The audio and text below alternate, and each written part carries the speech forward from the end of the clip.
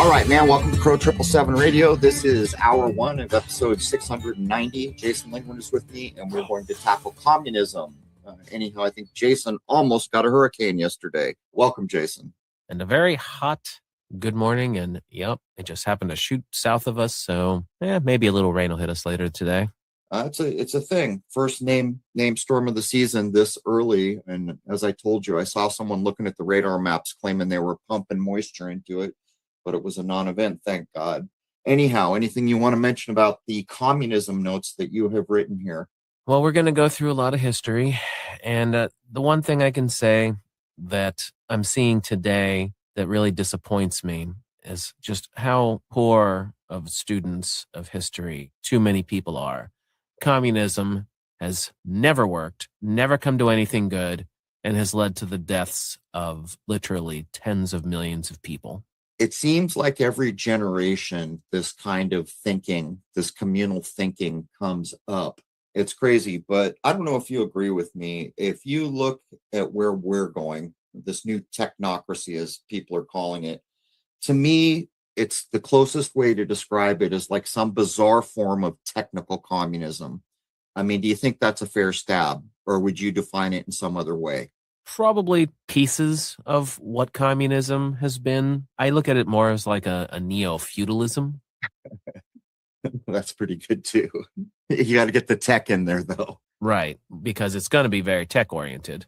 I mean, 100%. What we're seeing now is the data centers. And if you've even paid any attention to it, they're using the old strategy, ask for forgiveness later.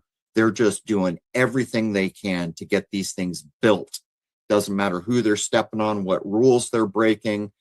And it's a bit crazy when you consider that on the one hand, they're telling us we're running out of resources. There's too many people. On the other, climate change, pollution is a big deal.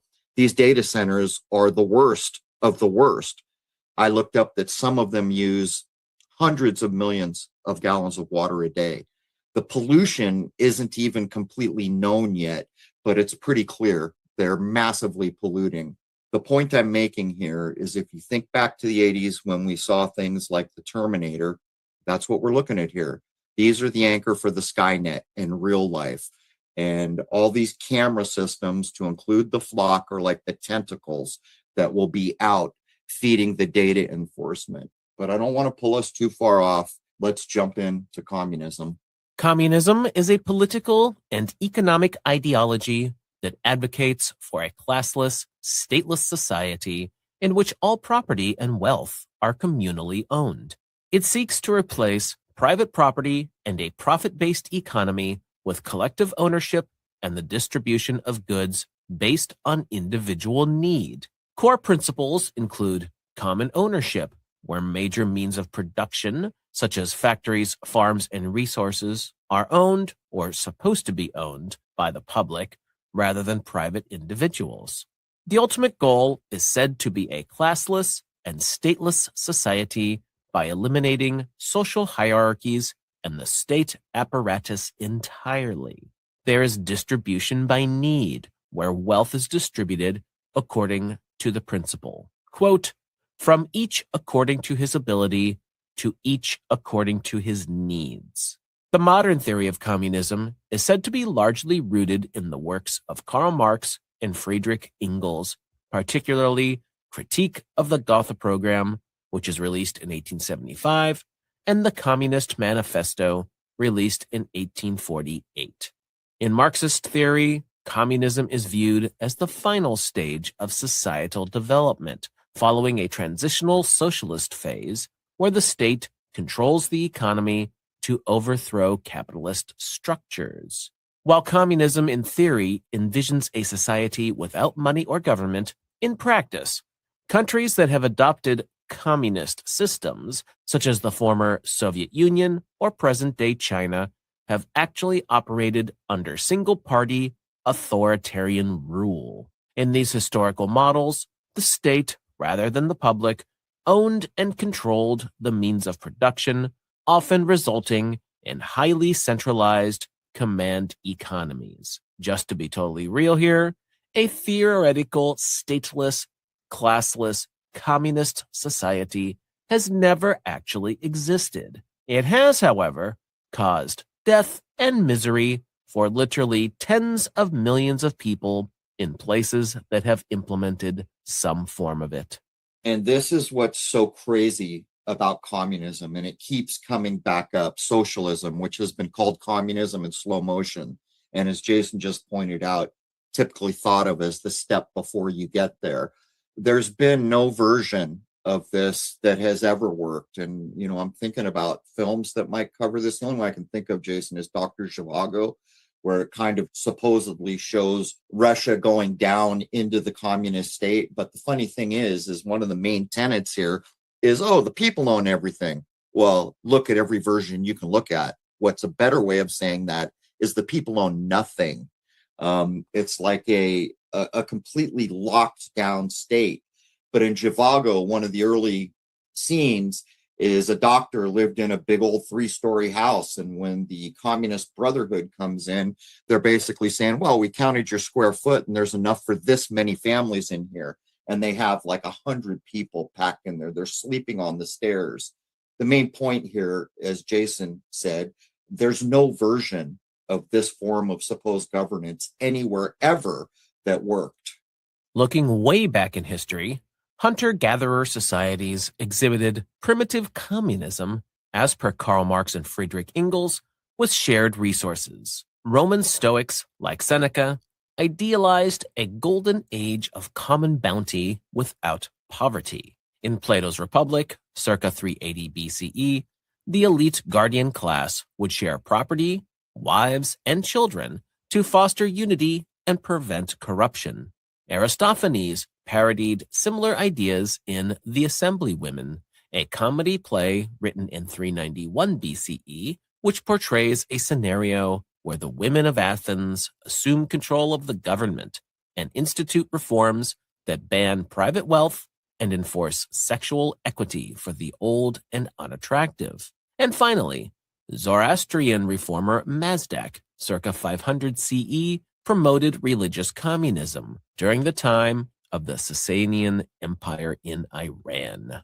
So right now, the biggest version of this that I guess we can see is China. And what's so kind of scary about that, and probably the absolute dream of the so-called New World Order, or whoever it is pulling the strings to this digital concentration camp they're trying to build, is in that situation, basically one person snaps their fingers and whatever it was that was said is implemented the next morning.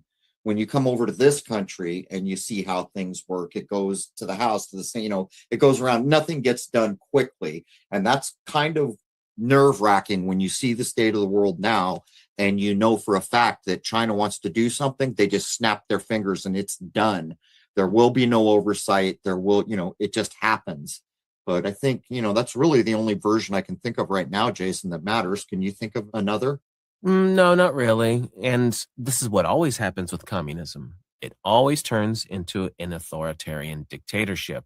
Well, there have been rumors for, a couple decades about China where there are claims that the ruling circle of head communists are taking all the organic food and things like this. So if it's true, then the corruption, these people that are supposed to be communally sharing everything are in power and they're hoarding all the best of the best. Well, again, this is what always ends up happening when you look at the history of it.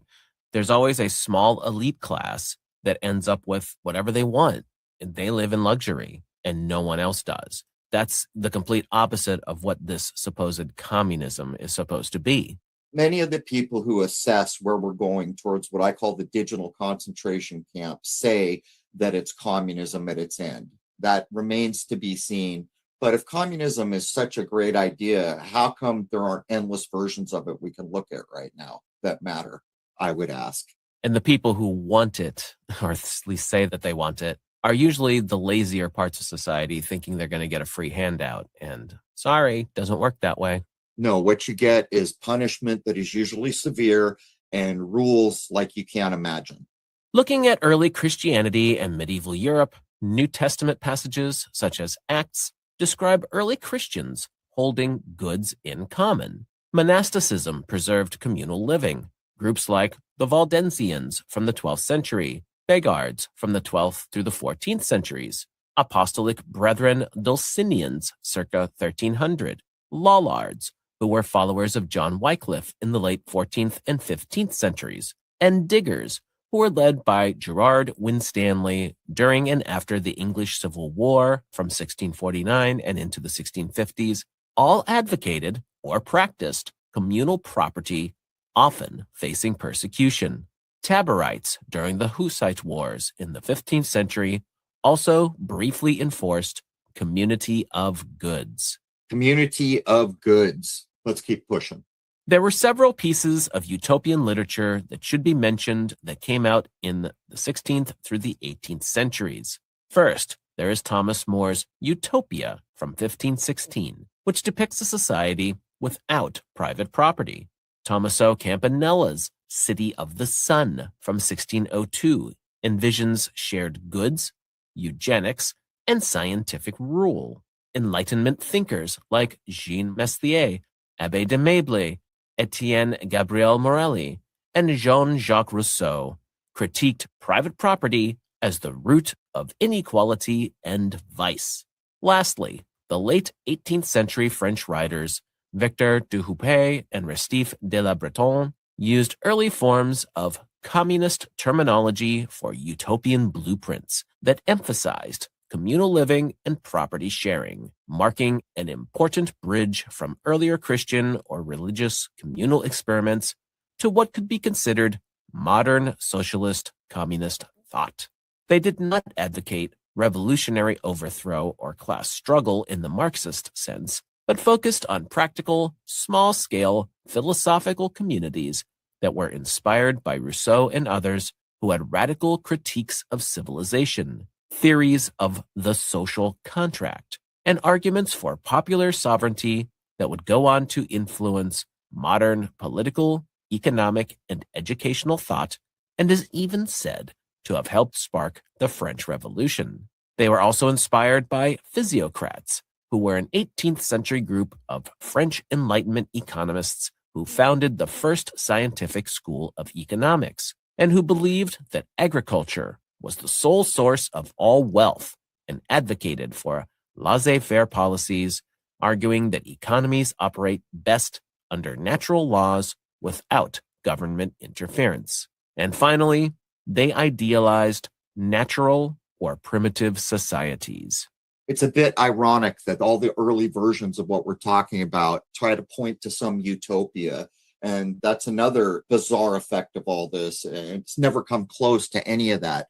But it occurs to me, Jason, as you were reading through the history, that when there's a certain class of people who get all the money or all the goods, talk of communism starts to get along a little bit better.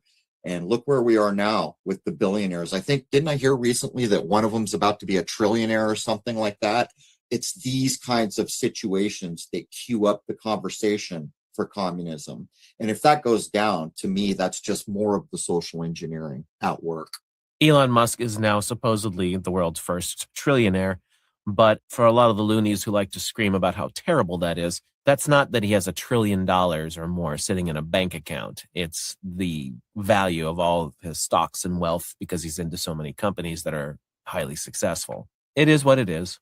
These are the arguments when the perception of that extreme wealth, when everyone else is having a hard time, that seems to grease the skids for the ideas of the fake utopian communism. Well, they think that because someone has that kind of wealth that he should be able to wave a magic wand, throw money at something, and all of a sudden that problem goes away. It doesn't work that way. There's too many people involved. Elon Musk can't single-handedly fix any of the world's major problems. It just doesn't work that way. I mean, when we look at what's going on now, and you know where I stand, we are absolutely going into a new era. The problem is that the people with power knew the era switch was coming, so they're trying to sway it in the direction they want. But to me, that pretty much dictates that most of the systems we have known are going to go away or drastically change what they've ever been. And that's hard to accept. For people don't like change. But again, the people who have looked at the New World Order ideas swear up and down that this goes to communism in its last stages. The Revolutionary Era, which lasts roughly from 1789 to 1799, during the French Revolution, provides fertile ground for radical egalitarian ideas to move from theory to attempted practice.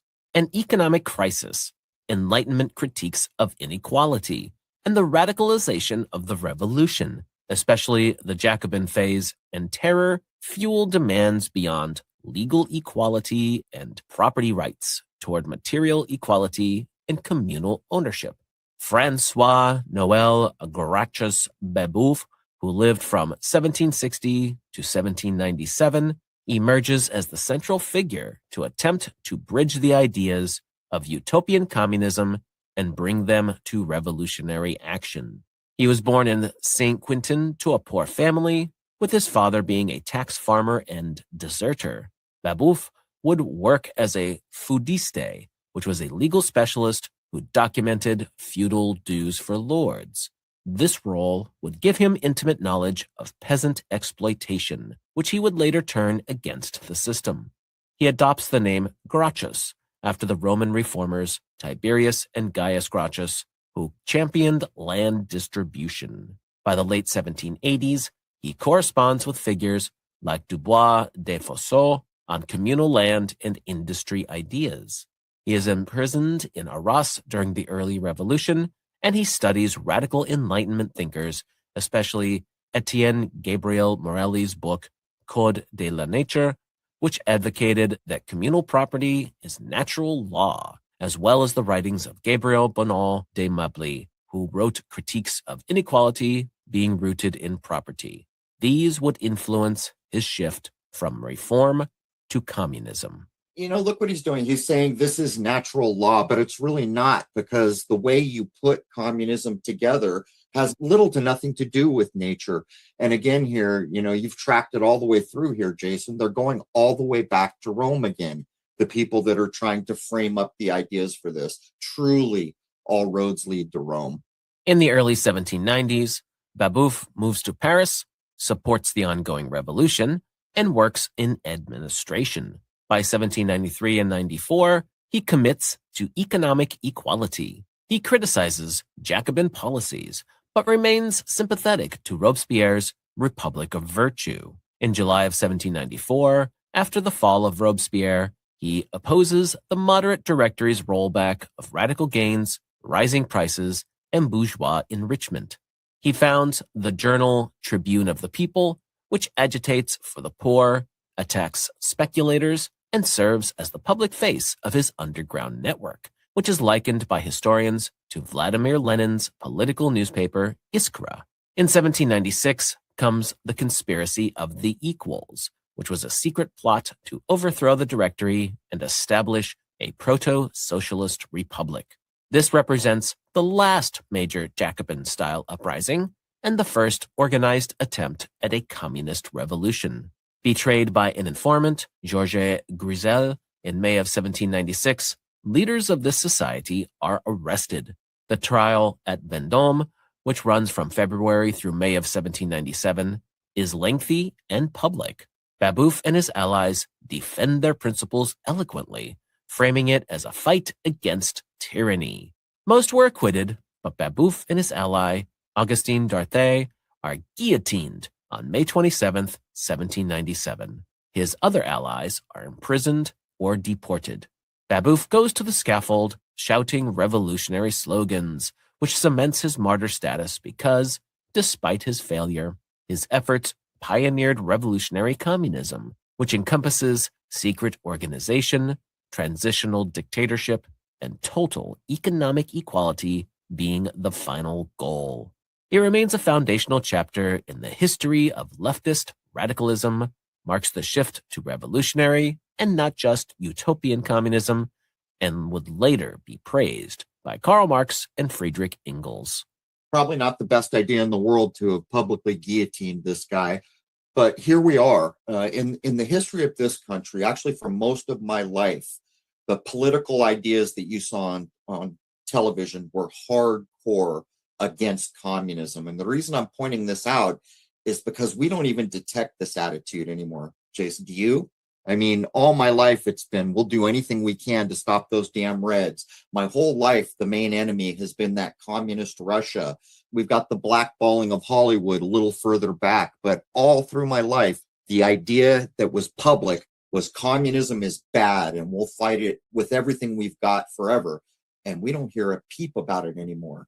Well, that's because, as Dr. Coleman told us, the way they were going to try and take this country out was through the left side of politics by infiltrating certain organizations, especially places like education. And they've done a pretty unfortunately good job of swaying public opinion way towards that direction now.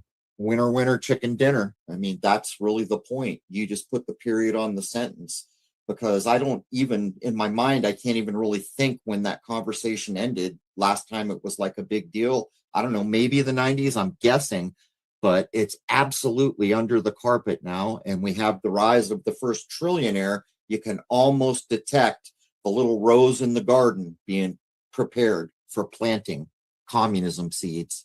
We are now in the 19th century, and we will see the foundational theories of Marxism coming to be.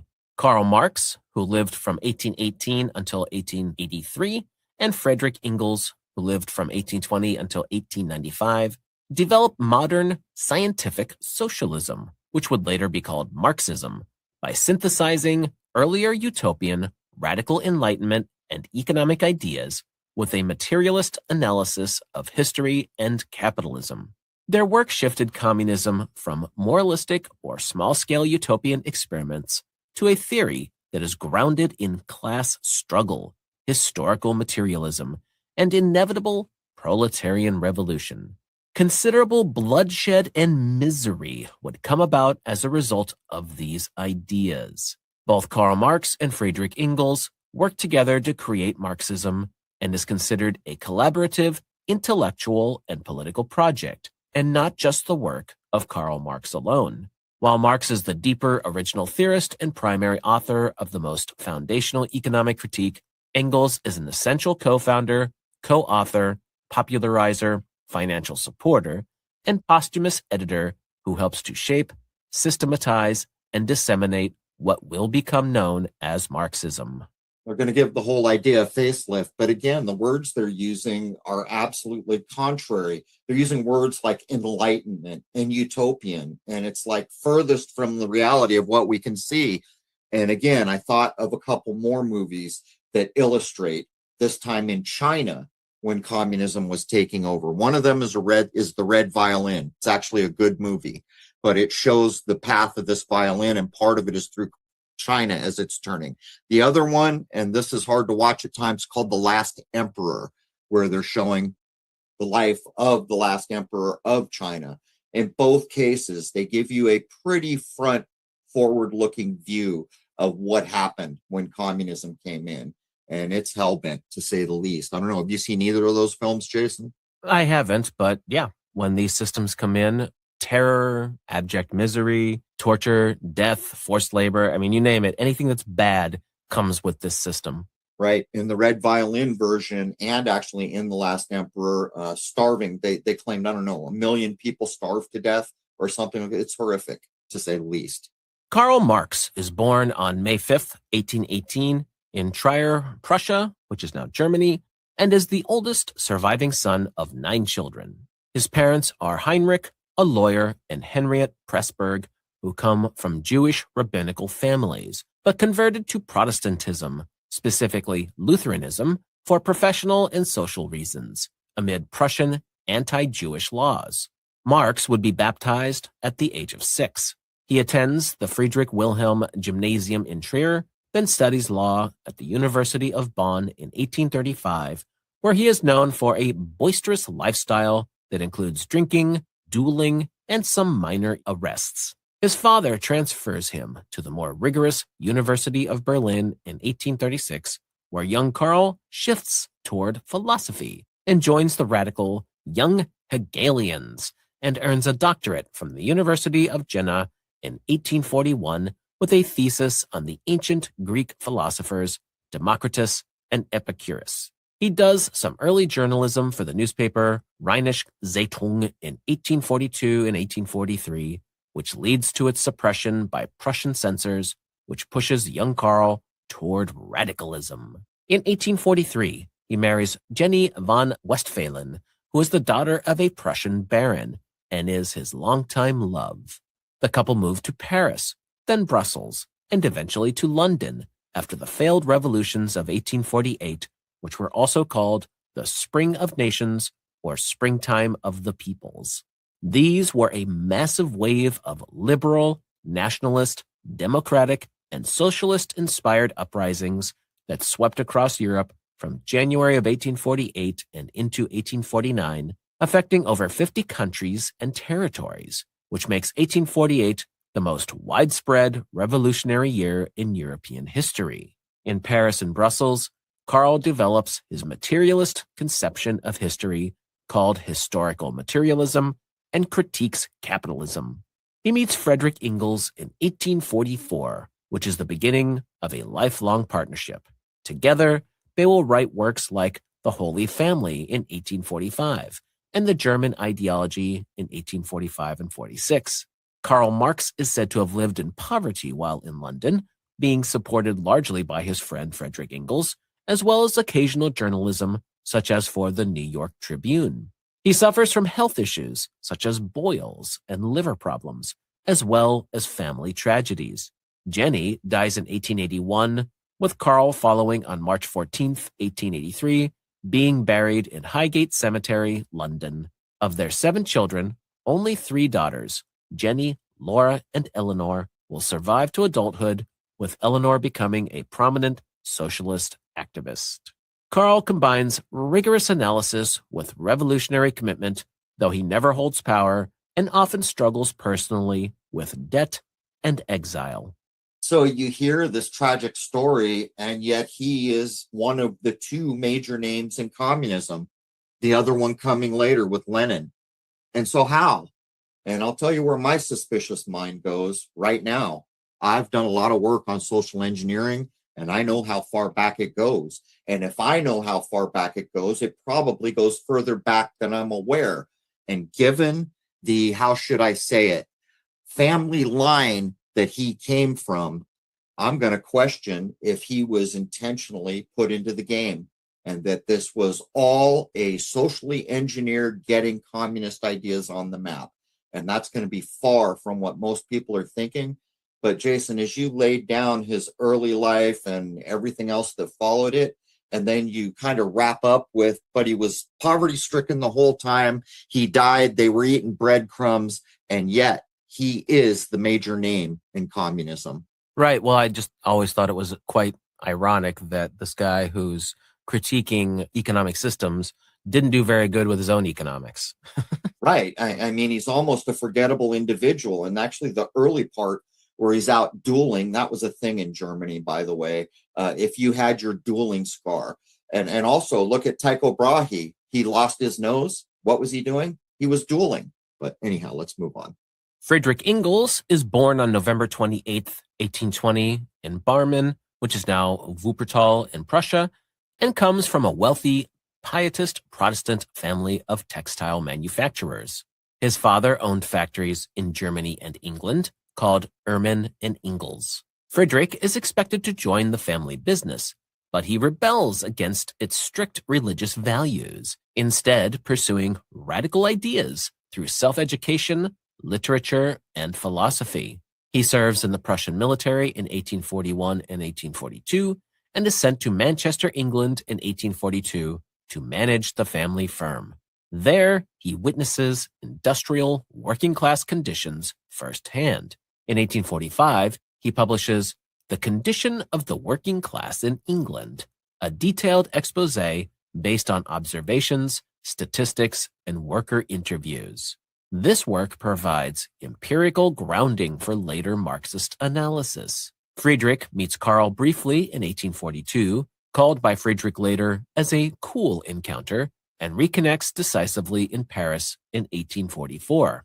They discovered that they have complete theoretical agreement and begin a partnership that will last until Karl's death.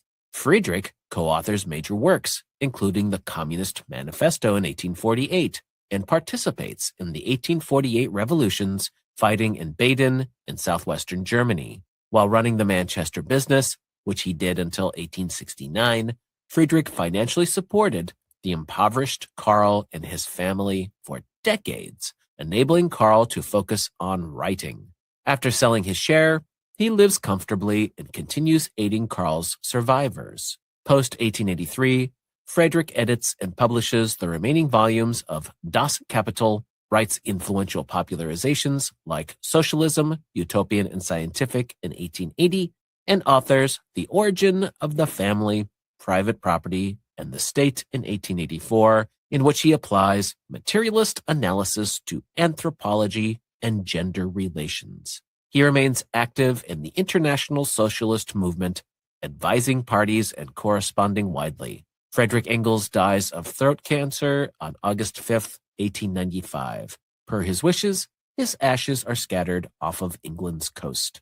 I mean, I'm going to ask the question, was the onset of communism wholly part of the global social engineering? And if you look at what's going on during this period of time, we have the Industrial Revolution coming in, and it's no secret how bad conditions were for workers. Wouldn't that make a very ripe field for these utopian ideas as they're being described, where everyone is equal, and all the language that tries to sugarcoat the reality of what we're talking about? I mean, what do you think, Jason? This is all coming to be right when you couldn't find people more unhappy if they were in the working class. Well, right, but I actually see like the opposite of that. All of the industrial control that was in place really kept people in just some sort of feudal serfdom anyway. Instead of working the land, now you worked the factories and you kept people down.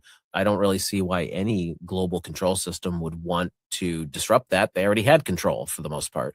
Well, see, I'm not saying it's a disruption. It's the form of control.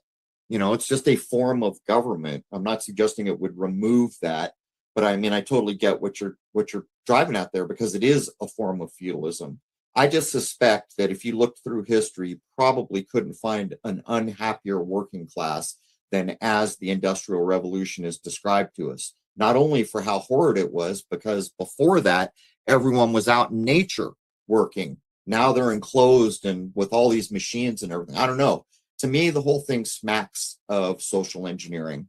And again, we're now talking about the time of the robber barons, which we have covered, and they most assuredly fought to keep the systems in place as they were, and they had the money to really do a good job of keeping things the way they were so that they could keep their control.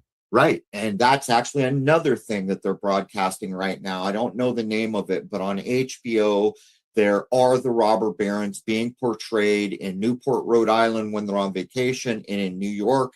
I know it covers the onset of lighting the city for the first time, but I'm also aware that there's a point where all the workers were standing up to the robber barons, and what really happened was people got beat down by the Pinkertons and shot.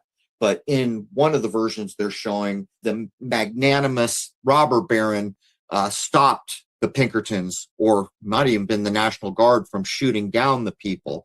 The point I'm making is they're even flaunting on television now the robber barons and trying to paint them in a better light. Friedrich Engels is not considered a mere sidekick to Karl Marx, as he provided empirical data, organizational skills, financial stability, and popularization, while Karl Marx supplied deeper philosophical and economic depth. They collaborated as equals on core ideas, like historical materialism. Engels often described Marx as the greater genius, but was indispensable to the development and spread of what became Marxism. Both men are considered to have been brilliant, committed revolutionaries whose personal lives involved hardship, exile, and family devotion. Their intellectual output reshaped global politics, and not for the better. I guess there was no room in the branding because everybody knows Marx. Very few people have heard of Engels. When you say the name, they're probably thinking Little House on the Prairie or something. But isn't it ironic that they describe him as maybe more important than Marx in some way, and almost nobody's ever heard of him? It's ironic that as much as Karl Marx was shouting against capitalism, it was only because of capitalism that there was financial assistance available to him from his buddy Friedrich. right? And then what do we say about that? Where he didn't have to work. He got to do what he wanted because someone else was working. Exactly. And that's communism. That's it exactly. Well, some socialism too. It's like somebody else is going to do the work so that you can benefit. Nailed it. That's it. These people are freaking hypocrites, and it disgusts me. Karl Marx and Friedrich Engels put forth the argument that history is not driven by ideas, great men, or moral progress, but by material conditions and, more specifically, changes in the way that societies produce and distribute goods. This is called historical materialism. At every stage of history, society ends up being divided into classes with opposing interests, whether that be masters and slaves or lords and serfs. In the more modern era, the terms bourgeoisie or capitalist owners and the proletariat or workers would be used. Class struggle is, therefore, the engine of historical change. They sharply distinguished their ideas from earlier utopian socialism. Utopians dreamed up perfect societies and then tried to convince the rich to adopt them. Karl Marx and Friedrich Engels believed that they were offering scientific socialism, defined as a rigorous, evidence-based analysis that showed that capitalism would inevitably collapse under its own contradictions, just as feudalism had collapsed before it. This has never been proven to be true, of course. In Das Kapital, especially Volume 1 from 1867, Karl Marx laid out what he thought was his devastating critique of capitalism. Workers would produce more value than they are paid in wages, with the difference being surplus value, which the capitalist pockets as profit. Quite honestly, I don't see the problem here. Regardless, Karl, this creates exploitation that is built right into the system. Workers would become alienated from their labor, from the products they make, and even from each other. Capitalism also suffers regular crises of overproduction, falling profits, and growing inequality. These contradictions, Karl Marx predicted, would lead the proletariat to develop class consciousness, overthrow the bourgeoisie, and seize the means of production. After the revolution would come a transitional period that would be called the dictatorship of the proletariat, which is a term that Karl Marx used sparingly, during which the working class would use state power to suppress the old ruling class and reorganize society. Eventually, once classes disappeared, the state itself would wither away, which would leave a classless, stateless communist society, one where the principle, from each according to his ability to each according to his needs, could finally be realized. This never, ever works. When you look back at what we're laying down, I swear this smacks as communism of being dreamt up somewhere and then implemented, however it was implemented. We're covering the historical way it supposedly happened. Nothing it says has been true. The utopian ideas, even the main thesis for the supposed reworked scientific version, what he predicted didn't happen. Nothing collapsed. It's all based on nonsense, and every time it's implemented at a time when everyone's unhappy. There's monetary imbalance. Few have a lot, many have less. And then this idea gets painted however it is, and it's brought back in. It smacks to me as a social engineering idea from the very beginning, before there ever even was something we could call communism. Well, this has never worked the way he dreamt in his little head about it. Right. What always happens is there's never a classless society that comes about from instituting his ridiculous ideas. You always have two classes, no matter what. A tiny elite who have a lot and live in luxury and have almost all of the power, and then everybody else whose life basically sucks. That's what always happens. And then they're completely overlooking the fact that innovation, especially when it comes to things like science, comes a lot from the concept of competition, which comes from capitalism, from companies competing with each other to do better and achieve their goals. And the freedom to implement, right? That's part of it. I mean, if you're locked up or limited in some way, that competition will not happen in the same way. But look at Russia post 1989. I mean, they've ripped down the statues. My point is, they're not proud of that part of history, are they? They ripped down the statues, they've walked away from it. So if you wanted to view communism as a test in Russia, I mean, even the people who were there ran from it when they had the opportunity. With all of what we just covered in mind, in 1864, Karl Marx played a leading role in founding the first International Working Men's Association to unite workers across borders. It was torn apart by fights between Marxists and anarchists, especially Mikhail Bakunin, who was a Russian revolutionary, philosopher, and the most influential figure in the development of modern anarchism. He became Karl Marx's chief rival in the socialist movement of the 19th century, particularly within the First International. The Paris Commune of 1871, which was a short-lived revolutionary government that ruled Paris from March 18th to May 28th, 1871, or about 72 days, is widely regarded as the first major modern attempt at a proletarian or working-class government.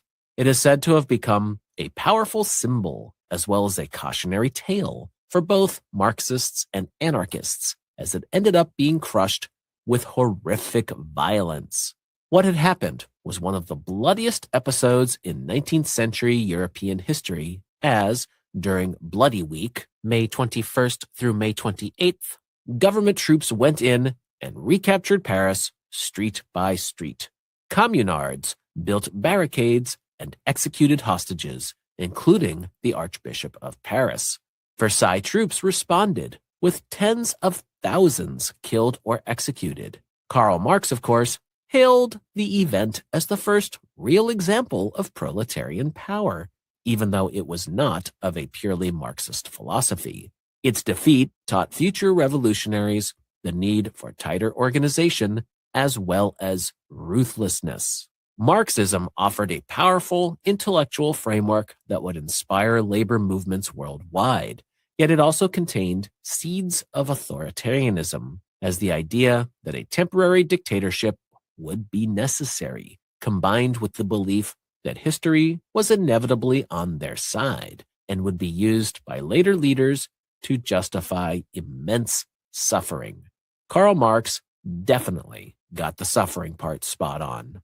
It's almost like they came up with an idea that can sound good when described in certain ways to certain people, but there's absolutely no hope of ever implementing it in the real world. And when you get to the point that you just laid down with the authoritarianism, what do we know about power? Power corrupts. Absolute power absolutely corrupts. So if one of the steps in what you're doing here is authoritarianism, how are you ever going to get out of that? You know, it's the whole thing is, the whole thing is flawed. And the only part of it that works is it seems to sound promising on paper. It's ridiculous. It's always just been a paper thing. It doesn't work in reality. Human beings require motivation to do and achieve anything. Communism wipes that out completely. Well, it's interesting now because the main one that counts is China, and they have entered the technical phase of the world. We'll see if people are going to be happy there. We now enter into the 20th century. Russia at this time is a vast empire, but is also described as being rather backward, since this empire is still rather largely feudal, with only a tiny industrial working class. There is widespread peasant poverty and an autocratic czar, Nicholas II, who believes he rules by divine right. The Russo-Japanese War, which ran from 1904 until 1905, was a humiliating defeat for Russia, and one that exposed its government's incompetence. On January 22, 1905, a day that would come to be known as Bloody Sunday, a peaceful procession of workers, led by Father Gregory Gapon, marches to the Winter Palace in St. Petersburg to present a petition for better conditions and reforms.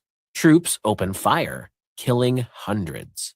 This massacre ignites nationwide fury. What follows is the most widespread unrest that Russia had ever seen, with massive strikes occurring, said to be over 2 million workers at its peak. Peasant revolts that burned estates, naval mutinies, the most famous taking place on the battleship Potemkin, nationalist uprisings in Poland, Finland, the Baltic states, and the Caucasus, and the formation of Soviets, or workers' councils, which are elected bodies that coordinate strikes and act as alternative local governments. Leon Trotsky becomes a key leader of the St. Petersburg Soviet.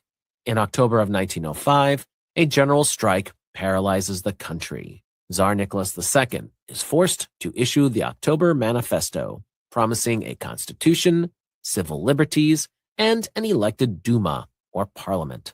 This temporarily calms the situation. The 1905 revolution ultimately fails, but it does serve as a crucial dress rehearsal for what will be coming in 1917, as it radicalizes a generation and deepens the split inside the Russian Social Democratic Labor Party.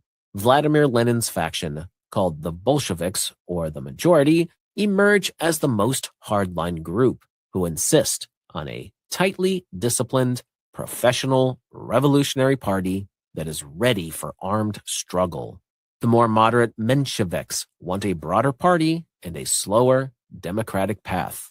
Lenin takes the lesson from the 1905 failure that the liberals and bourgeoisie would always betray the workers the moment that they get a few concessions.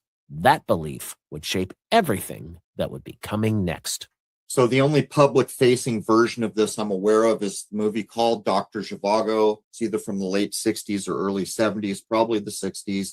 And the Bolsheviks play a role, and they do show you just how down and dirty the whole thing was. Meanwhile, with the winners they have.